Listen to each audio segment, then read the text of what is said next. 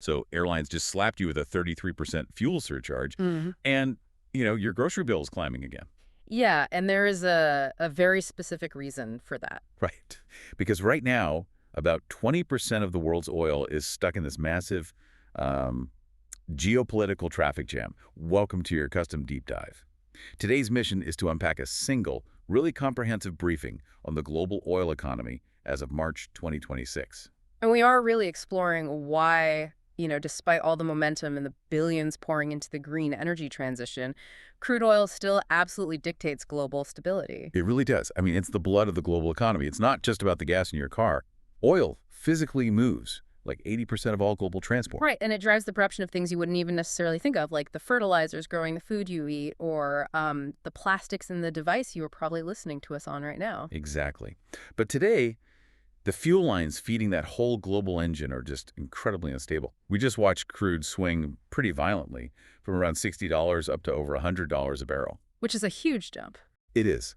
Think of oil like this global economic thermostat, but one where several heavyweights are constantly fighting over the dial. Yeah, and the consequences of moving that dial are massive. Right, so if the dial gets turned down to $60, countries that rely entirely on selling crude to survive, places like Venezuela or Nigeria, they essentially freeze financially.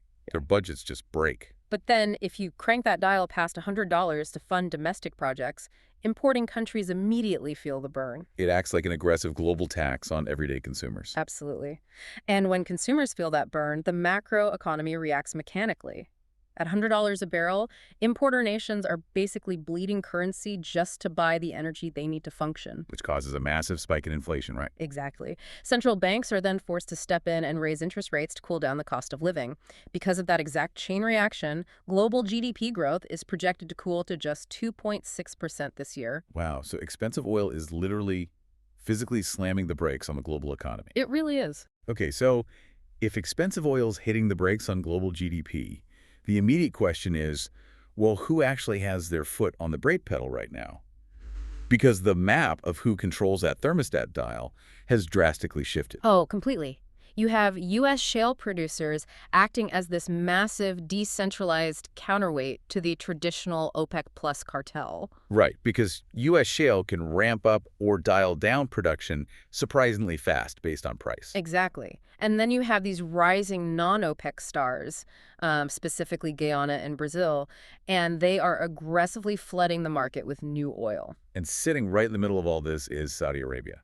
Yeah, acting as the primary adjustment producer, they are basically turning their own massive taps on and off to try and balance the entire global scale. Okay, I have to push back here, though. I really don't get OPEC's strategy. How so?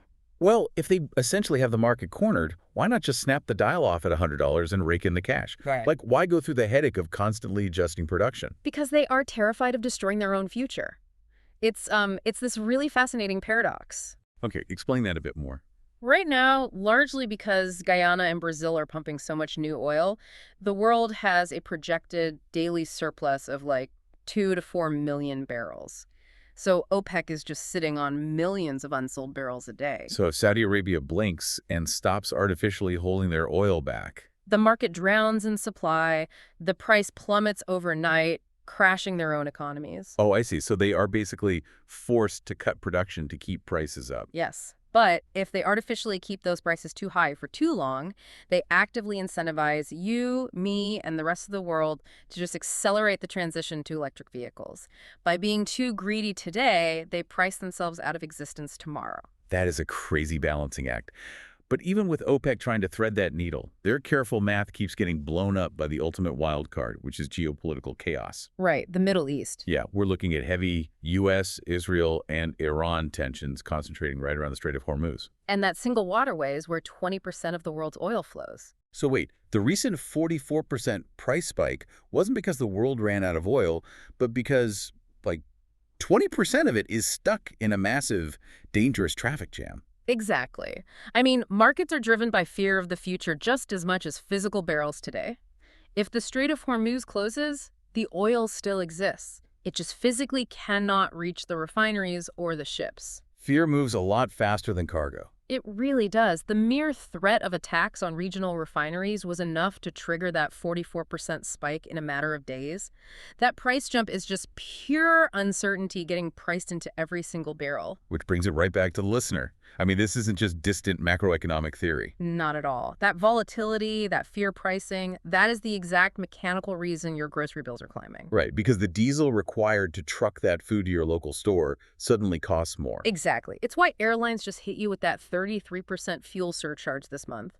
You are essentially paying a premium for global instability. Yeah, your grocery bill really reflects this chaos today. But, it leaves you wondering something bigger. That's it. Well, if the threat of a single logistical bottleneck in the Middle East can spike global costs by 44% in just a few days, could this extreme 2026 volatility actually be the painful but necessary catalyst that finally forces a true permanent break from our global oil dependency? That is a really interesting question. Definitely something to think about. Thanks for joining this deep dive.